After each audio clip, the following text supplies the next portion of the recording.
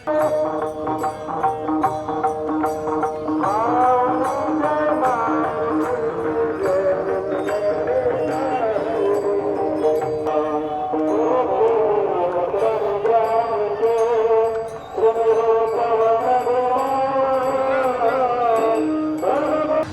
मातेचं पालखी दरवर्षीप्रमाणे कोंढेपूर हे माहेरघर, तिथून तर पंढरपूरपर्यंत पायी वारी 430 वर्षापासून कोंढेपूर ते पंढरपूर ही पायी वारी निघते।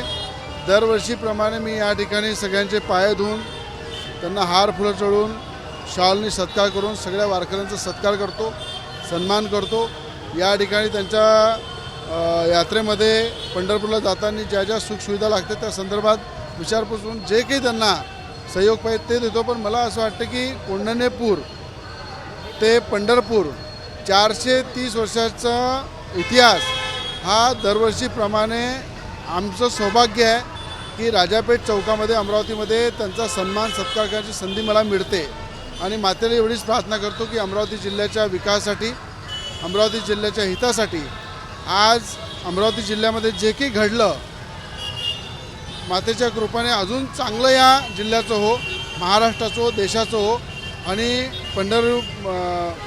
पंढरीच्या रायाच्या चरणीसुद्धा प्रार्थना करतो की सगळ्यांच्या जीवनामध्ये सुख समृद्धी नांदो आणि सगळ्यांच्या जीवनामध्ये आनंदमय वातावरण राहो, हेच या वारीच्या माध्यमातून प्रार्थना करतो। एबीपी माझा, उघडा डोळे बघा नीट।